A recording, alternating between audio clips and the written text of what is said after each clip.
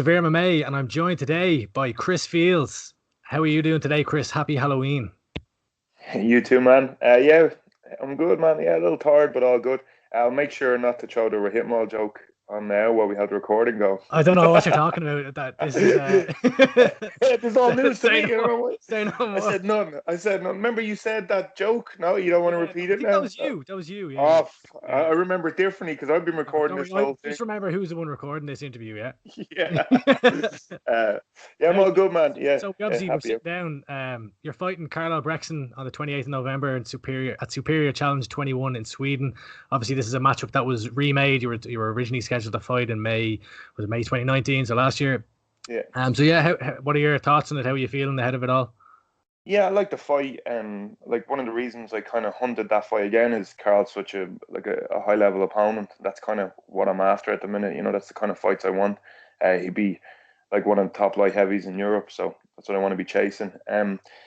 Yeah, like it's kind of been the lockdown thing is kind of obviously it's awful from my business owner head, but actually training for a fight, it's kind of left me a lot of free time. So it's the first time I've got to be just a professional fighter in a long time, 5 years maybe. Yeah, and there's a lot of things I want to talk to you, and obviously you're a coach, you're a fighter yourself.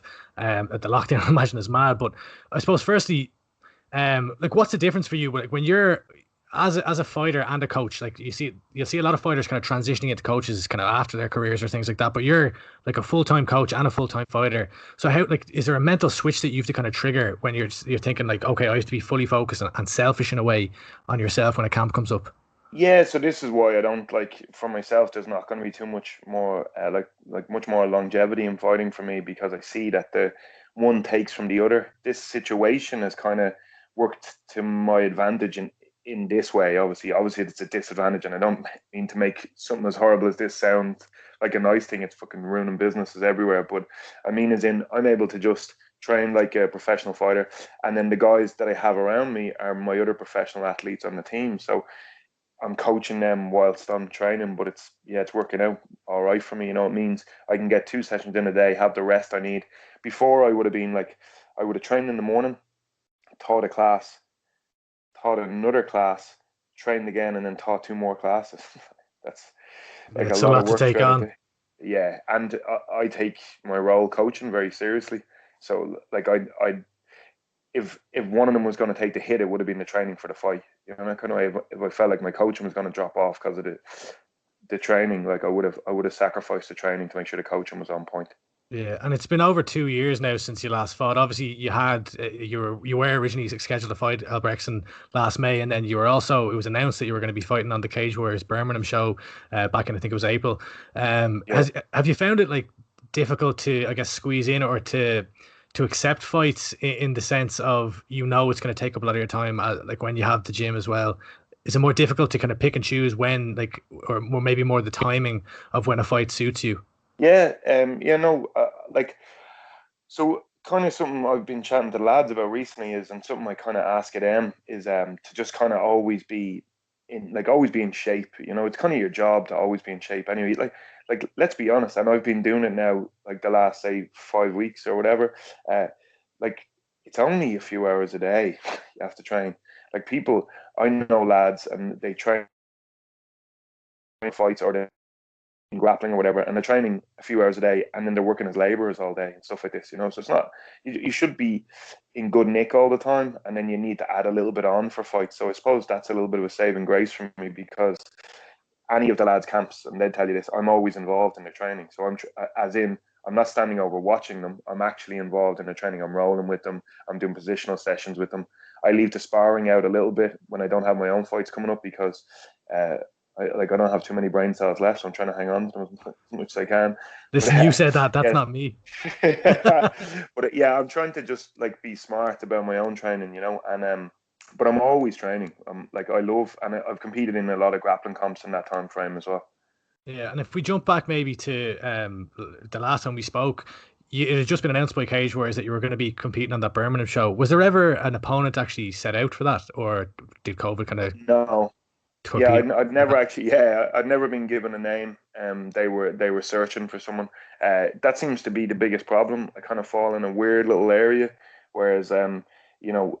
like finding the matchups is difficult. You're not going to get a guy that's say on the up and looking to make a run, because you could be a potential roadblock for him or banana skin, and then the guys that are already there aren't too interested in finding you. So it's difficult to find the opponent, especially at my weight class. It's not a Is it more difficult specifically for you to be fighting in Cage Wars these days? Obviously, you have a great relationship with Graham Boylan and everyone there, and you're a former champion. But like right now, they're putting on trilogy shows, so I imagine that it's probably difficult for you to even consider fighting on one of those shows when I'll definitely have a couple of fighters that I need to coach. Is that the case? Yeah, so what I had spoke to them briefly about maybe this trilogy coming up, and my plan was they'd put me on the Thursday and then put any of my lads on the Friday and the Saturday. So we'd all head over together. I'd fight early on, like I'd fight the first night and then look after the lads for the rest of it. Would have been a bit of a mad trip. Let's be Yeah. honest. Like there's a lot of emotional stuff going on there, But I kind of like, and I've seen it from the guys. Look, it's going to end at some point, and not in the not in the too distant future. But I see it from the lads. They love when I'm back around and getting ready for fights, because they like the idea of someone leading from the front, and they like the idea that I know the feelings they're having on the night and all that kind of stuff. I've been through it many times. I've had the ups, the downs. When I'm saying, like, after Leon's last fight, I'm having a chat with him at the back, he knows I've been through it. I'm not bullshitting him or talking pony, or it's been so long since I competed that I don't know what I'm talking about, And it's something I respect about Tom, and it's one of the things that kind of drew me and Tom together.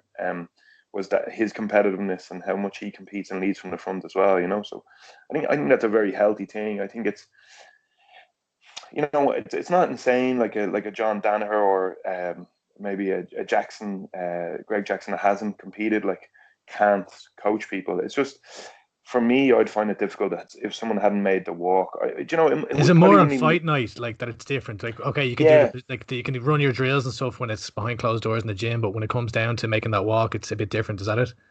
yeah, and maybe having a chat with me, like if I had lost and they're trying to tell me, look, it's going to be all right. Well, you don't fucking know that. You know what I mean? Like, Yeah. you just don't know it. Like, but like, and that's not like there's some fantastic coaches out there that have never competed. Like, but yeah, I feel for me, for my coaching style, I'm very hands on, arm around the guys, and I think they respect me, so that leads to them listening to what I say.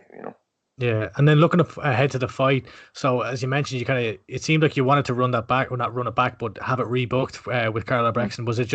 Is there anything particular that the reason is it more like it was just kind of left unfinished, or did you want to Yeah, I just specifically fight think him? Yeah, I think he's like one of the top guys in Europe. So that's all. Like I, I probably could go around and search and get kind of handy fights now if I wanted to, and like no. So like to be honest, I just wouldn't be able to motivate myself to put in the work if I didn't have a dangerous opponent ahead of me. So I like the matchup. I think the guy's really good.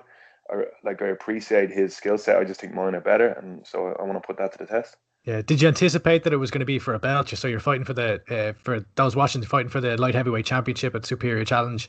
Did you know that kind of going in as the conversation around the No, matchup was no, that taking was place? discussed after. I think they like the fight, and it makes sense to probably do it for their belt. So and I like shiny things, so that kind of played in. A simple man.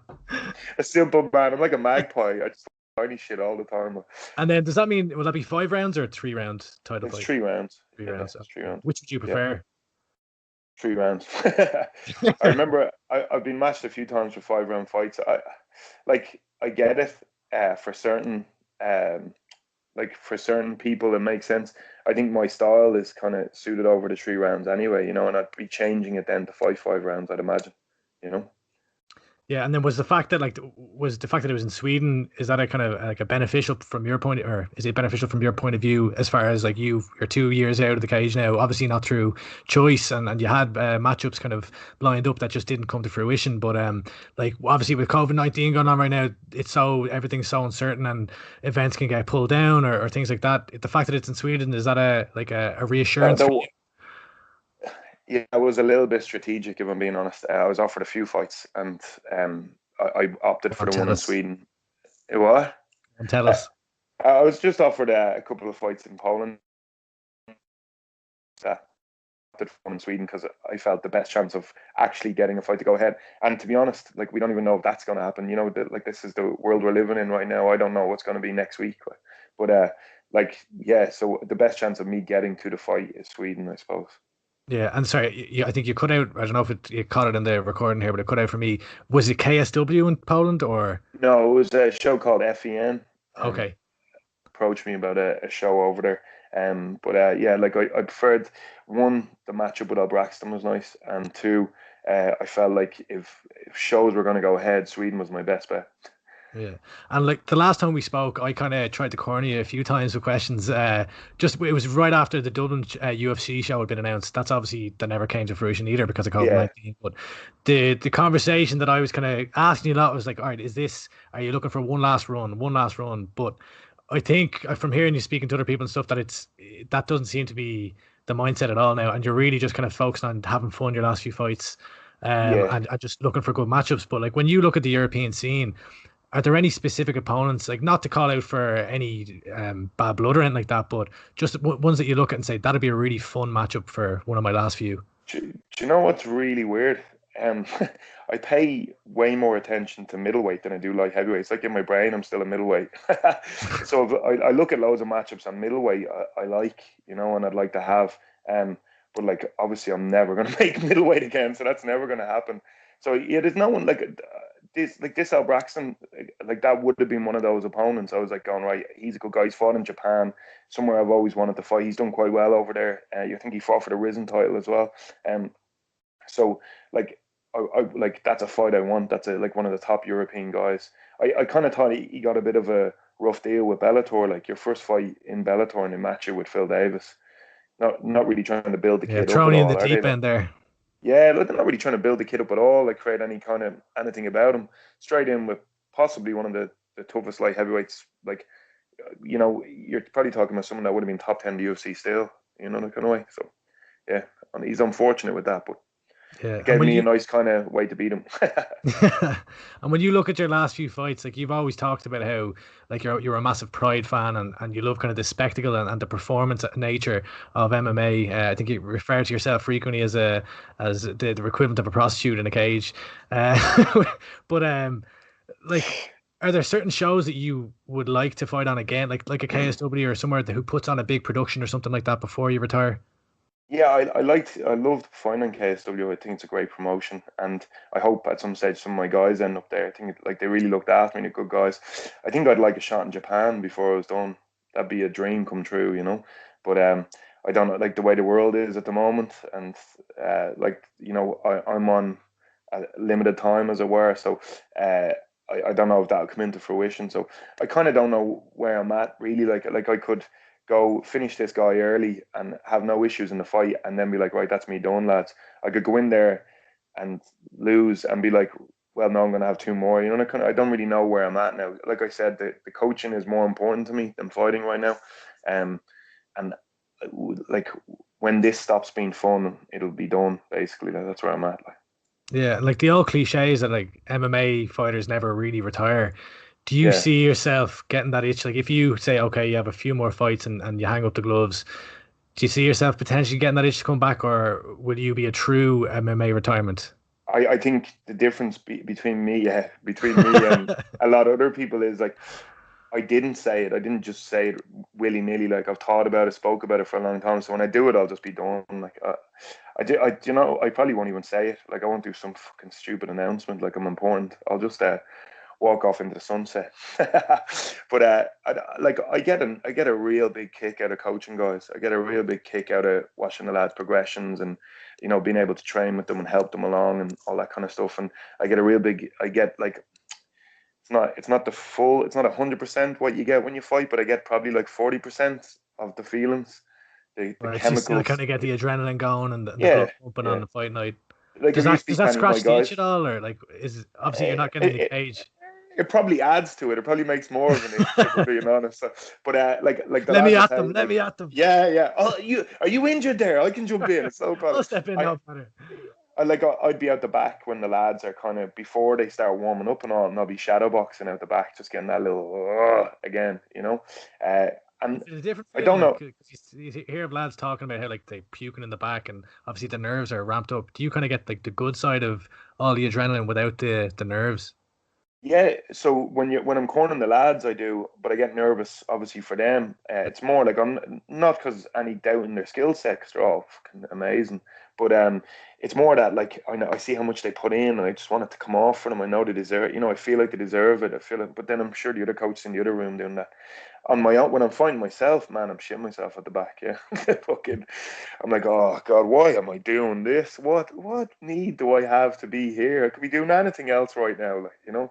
But then there's that little moment when the cage door closes and everything else in your world just disappears, and it's like, right, just this, like you're a reptile for 15 minutes.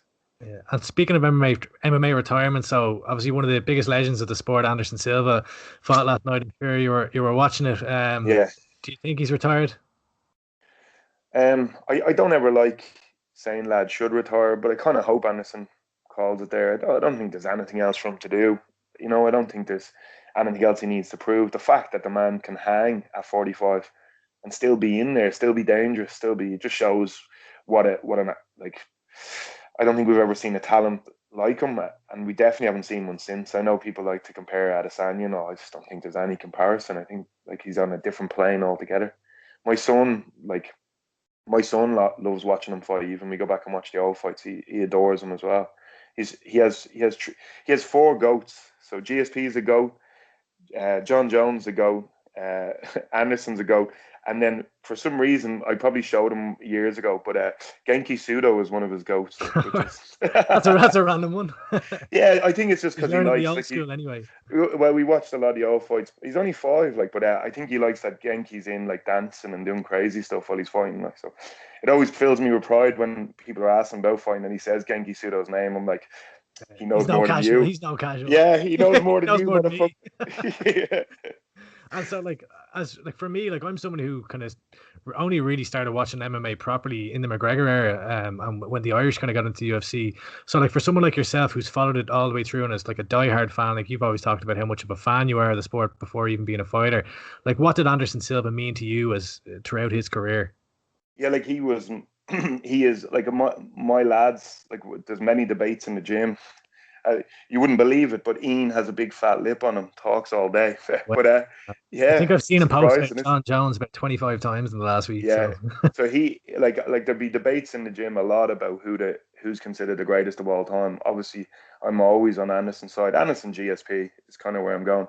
But I think like you can look at GSP and phenomenal fighter. It's just how Anderson did it is different. It's like he was just yeah, it was like you're watching old martial arts movies, which I would have watched as a kid, but it's working.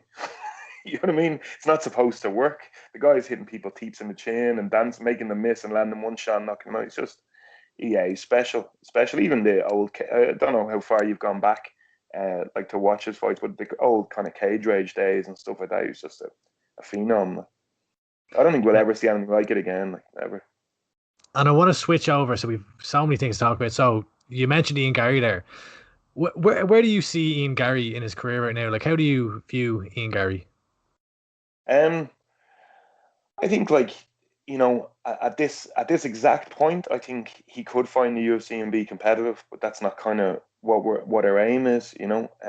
So I think like I like to pump the brakes a little bit and like have a few more fights and kind of see where we're at, a few tests and see where we're at. But my thing for Ian is I think Ian has the potential to be a UFC champion. I actually have a few guys there that I see that with, and I think like he has the potential to be a UFC champion. So I think I just want to do it right. I want to like there's no rush for the kid. He's 22. Yeah. Are You you know, looking he's more like, are you looking to say push for a Cage Warriors title first and go that route, yes. then get noticed that, or well, you've answered my question. So not straight in off without getting a title. No, look, if he didn't have the title in two or three fights and an offer was made and the fight was right and I felt he was in the right position and he'd been tested, well then we'd happily take it. But I I'd imagine he will have a Cage Warriors title in two or three fights. Like I'd say within three fights he should have a title. I think it'd be hard push to not give it to him. How many guys have like what like how many guys have 6 or 7 wins in Cage Warriors without getting a title shot? You know what I mean? That's where he'd be at that stage. Yeah, and then are there any aspects of his game that you're looking at saying now and saying, okay, you did X, Y, and Z very well, but there's 1 portion of your game that I want you to focus on more and develop, and I want to see that in an actual fight rather than say just in the gym. Yeah, he's put a like he. To be fair to Ian, he's like, we generally have chats after fights, like a sit down and kind of review some of the stuff that went on, say. And we'd be like, but sometimes the stuff that we want to cover that didn't even come up in the fight. It would just be something like, right, well, a lot of the camp was focused on this for this fight, so like you've kind of lost 7 weeks of these other things that we need to put back in now. But he asked a lot of questions, Ian, and like, a lot of times me and him be just messaging each other, like, and I do this with a lot of my fighters, messaging each other about different positions, or this kind of stuff back and forth, and I even go as far as like I was wrecking all their heads during night, a bunch of them, sending them messages about pictures and messages from ancient Greece, like from pancration, and showing them like different moves the lads are using and shit like that, like just doing their trying to improve their dustbin knowledge, you know what I mean? And like, But do you find that it's the fighters that are kind of like obsessed? Like there was always like when Conor McGregor, as you know full well, was coming up, there was a lot of talk about like the obsession that he had about around martial yeah, arts. Is it that kind of obsession that you're looking for in your fighters, that those would be the ones that'll really kick on? yeah, I think there is a healthy balance there though, and I'm always at lads. I put a lot of time into making sure lads take breaks and take time off or a day off, or just chill out and like have things outside of. Ian likes golf. I slag him about it a lot, but it's nice like that he has something outside of finding it. That's a burnout. That happens. That's a real thing. You know what I mean? It happens to a lot of people. You see it in a lot of athletes, the burnout. So it's nice to have things outside to aim at. And golf is kind of a good and a bad thing. There's numbers in it. So competitive guys with numbers, like you'd be worried he might start spending more time on the golf course than he does in the gym, but it hasn't happened yet. So we don't have an issue there. That seems to be his downtime. He goes and plays golf. Well, when he can, goes and plays golf with his mates. But there is that like I'm obsessed though as well. So it's a nice kind of balance. I'm obsessed with coaching them. I'm obsessed with them having the knowledge. They're obsessed with taking it from me. And it's this kind of nice balance we all have in the gym.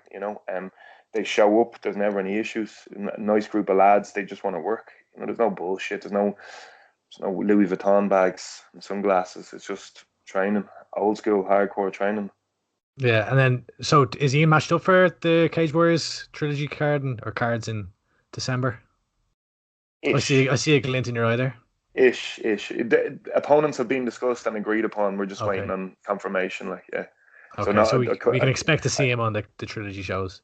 One of Yes, them. and James Webb And as well. James. Like, Okay. yeah. Dylan Took.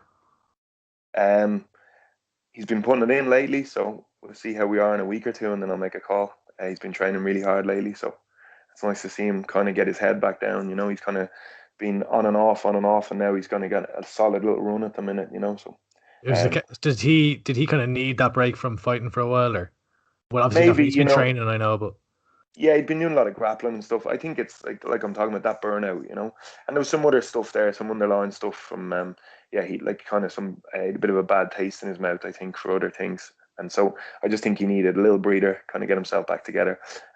Again, just so young, it doesn't matter. Like that's the like because when the lads are like, "Oh, I missed this much time," I'm like, "Dude, I was 25 having my first fight.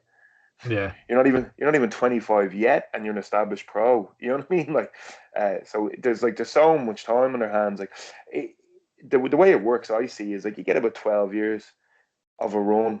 You get about 12 years of training hard. So if you take a break for 2 years in the middle of it or whatever, that just adds on in the end. So you might have been retired at 30, you'd be retired at 32. Kind of your body will start giving out then after that. It's just like the recovery's not the same. Even though you might be younger than a lad that's 37, still find the recovery starts to go, the knees start to go, things start to give out. So it's time to call that day then. yeah. And then there's a couple of other lads who are promising amateurs. Last time I spoke to you, but they seem to be describing themselves as professionals anyway. So Taka Mandu and Adam Shelley. Any news on those lads? Could we expect to see them making their pro debut soon? Yeah, so I'm hoping to have both of those guys match pretty soon for their pro debuts. They're two of the guys I'll be speaking about. I'll be messaging a lot. They show up to the sessions, never any issues. Leon Hill is another one. Just head down, hard work. Can't really complain about anything they do. And then like I do a Q&A at the end of every session. So we sit in a circle. Anyone can ask any question about anything. Doesn't obviously, I can't help them with their social life, but anything that happened in the class, or that might have been happening that week during sessions for them. We try to cover it. If I don't know the answer, I go find it out for them, and they'd all just ask very kind of smart questions. That their awareness, like the guys would have been, Adam would have been coaching some striking classes before we finished up, like before things were closed. So he's he's got a really good all-round knowledge of the sport now. Become a really good grappler, which is something me and Tom were trying to push from the time he came to us. So I'm excited to see them out there. Yeah. So what exactly then? Like, you seem to kind of look for more of a focus rather than anything than I don't know, like a real kind of good head on their shoulders before making, say, a transition from amateur to pro. Is it like what are you the things you're looking for when you're considering whether they should go pro? It's kind of incremental steps in the level of opponents. So like we kind of are kind of known as a team for not trying to take easy fights anyway. We never tried to kind of take the easy matchups, and so like the lads that take tougher tests each time, moving up, getting better. You see them, and then the performance is the main thing. So like it's okay to beat a tougher guy, but how did you beat him?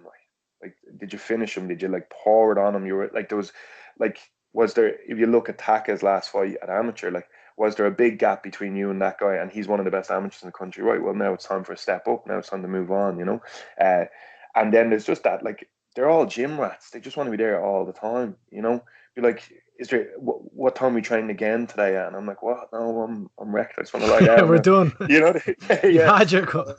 Yeah, this kind of stuff. So they just want to they just want to be there. They want to learn. They want to take it all in.